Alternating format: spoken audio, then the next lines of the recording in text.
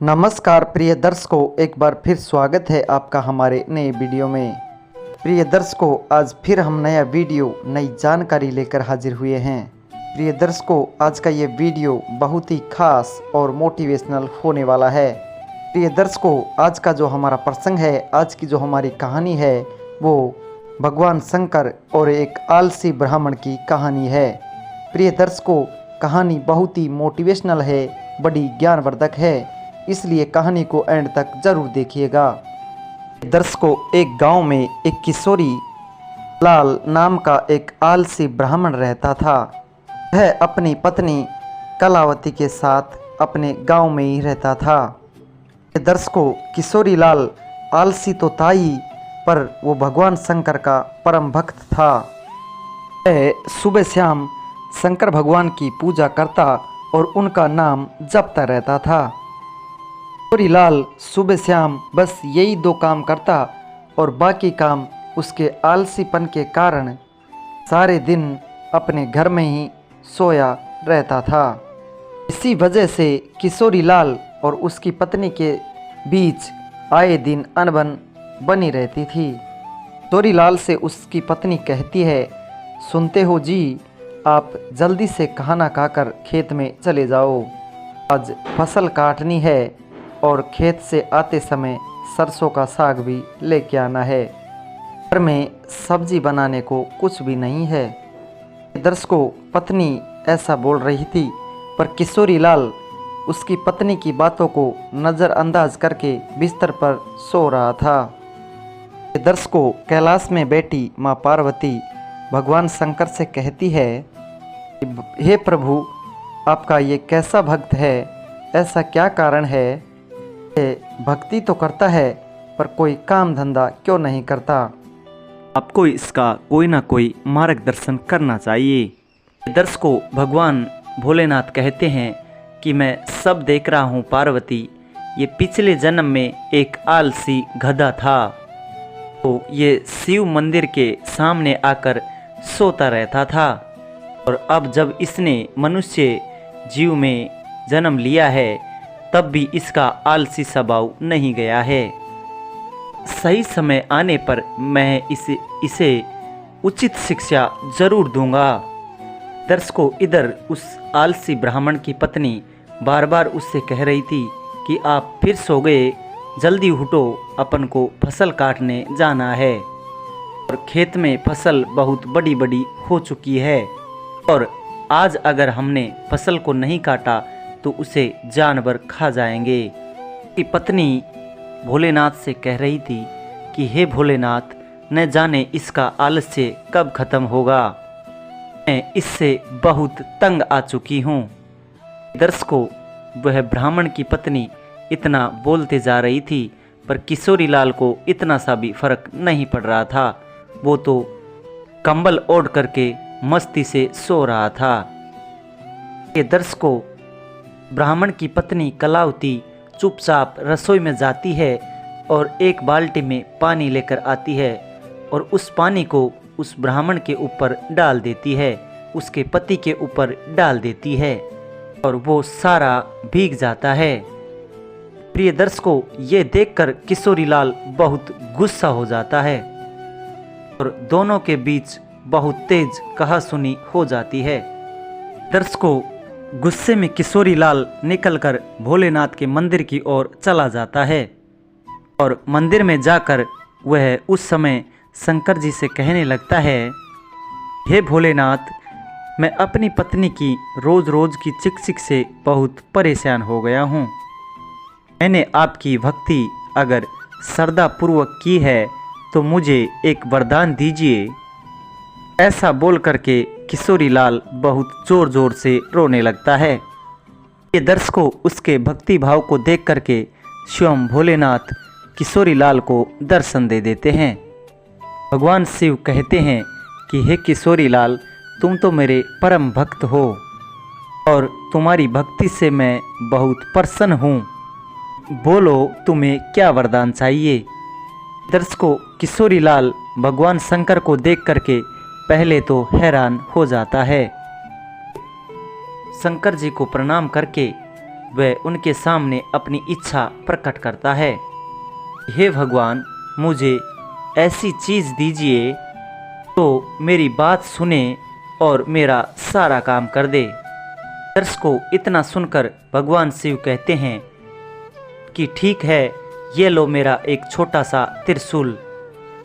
त्रिशूल को तुम जिस चीज़ पर भी रखोगे वह अपना काम खुद ही करने लगेगी।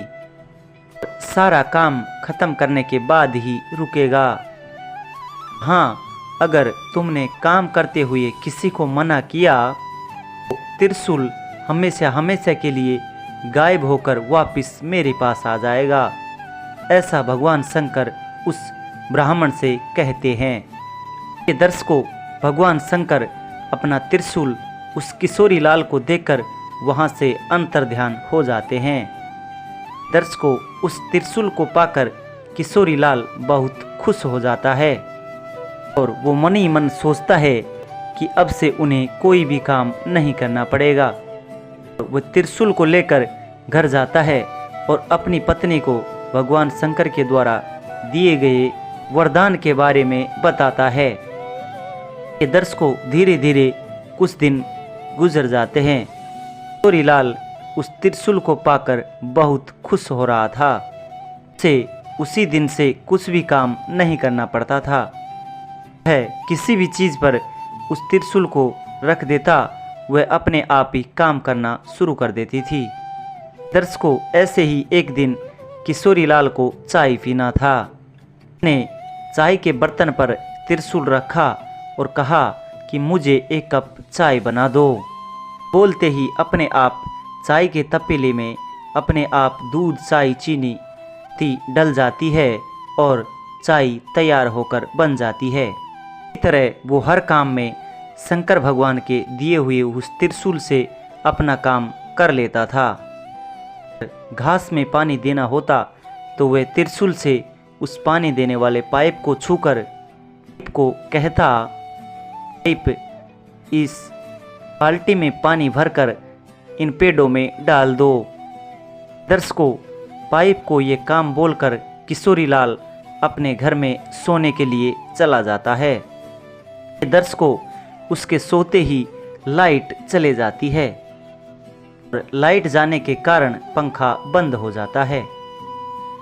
किशोरी लाल बिना चिंता किए हुए उस अपने पंखे से कहता है कि पंखा, मुझे बहुत तेज गर्मी लग रही है। तब तक लाइट ना आए जब तक तुम मुझे इस पंखे से हवा करो। किशोरी लाल के किए अनुसार वह पंखा हवा करने लग जाता है। इसीलिए धीरे धीरे किशोरी लाल अपने हाथ से बिना कुछ काम किए वो सारा काम उस त्रिशूल से करता था। दर्श को एक दिन किशोरी लाल को भूख लगी और उसका अच्छे अच्छे पकवान खाने का मन कर रहा था, तो वो खाना खाने बैठ गया। कैसा होता अगर खाना अपने आप ही मुंह में आ जाए, मुझे हाथ का भी इस्तेमाल ना करना पड़े और मैं आसानी से खाना भी खा लूँगा। ये सोचकर वह खाली प्लेट पर त्रिशूल रखकर बोला, अच्छे अच्छे पकवान मेरे मुंह में अपने आप आने चाहिए। ऐसा कहते ही तरह तरह के पकवान उस प्लेट से निकलकर किशोरी लाल के मुंह में जाने लगे। तरह की मिठाई, नए नए स्वादिष्ट पकवान वह बिना रोके ही उस किशोरी लाल के मुंह में जाने लगे और वह बड़े मज़े से खाकर उनका आनंद ले रहा था। और ये मज़ा कुछ ही देर का था। थोड़ी देर बाद किशोरी लाल का पेट भर गया था। खाना रुकने का नाम ही नहीं ले रहा था। पेट से नए नए पकवान निकल करके उसके मुंह में जा रहे थे। ये देख करके किशोरी लाल परेशान हो गया। वो जैसे ही खाने को मना करने जा रहा था तो उसे भगवान शंकर की याद आई। अगर वो काम करते हुए त्रिशूल को मना करता है तो उसका वरदान हमेशा हमेशा के लिए चला जाता है, वरदान हमेशा हमेशा के लिए समाप्त हो जाएगा। ये सब सोच करके वह चिल्लाने लगा। उसके चिल्लाने की आवाज़ सुनकर अब उसकी पत्नी रसोई घर से बाहर आती है और वह किशोरी लाल को देख करके हैरान हो जाती है। किशोरी लाल से उसकी पत्नी खाने को रोकने के लिए बोलती है। वह किशोरी लाल भगवान के दिए हुए वरदान को नष्ट करना नहीं चाहता था, पर आखिरकार उसे बोलना पड़ा कि रुक जाओ। आना तो रुक गया, लेकिन उसके साथ शंकर भगवान की दी हुई वह त्रिशूल भी गायब हो गई। दर्शकों, किशोरी लाल उस त्रिशूल को अपने पास न देख करके बहुत खुश, बहुत दुखी हुआ। किशोरी लाल अपने मन ही मन बहुत दुखी हो रहा था। अब वह कुछ भी नहीं कर सकता था। शंकर भगवान के दिए हुए वरदान को उसने खुद ही समाप्त कर लिया था। प्रिय दर्शकों, यह थी आलसी ब्राह्मण और शंकर भगवान की कुछ महत्वपूर्ण कहानी। प्रिय दर्शकों, हमें इस कहानी से यह शिक्षा मिलती है कि हमें कभी भी अपने जीवन में आलस्य नहीं करना चाहिए। हमें अपना काम समय पर ही करना चाहिए। प्रिय दर्शकों, हमारी कहानी यहाँ पर समाप्त होती है। हम उम्मीद करते हैं आपको ये कहानी ये बेहद पसंद आई होगी। प्रिय दर्शकों, अगर हमारा वीडियो आपको अच्छा लगा है तो लाइक शेयर कमेंट करके ज़रूर बताइए, और साथ ही जो लोग हमसे नए जुड़े हैं वो हमारे चैनल को भी सब्सक्राइब कर ले, ताकि हमारा आने वाला हर वीडियो पहले आप लोगों तक पहुंच सके। प्रिय दर्शकों, मिलते हैं जल्दी नए वीडियो में। जी नमस्कार, धन्यवाद।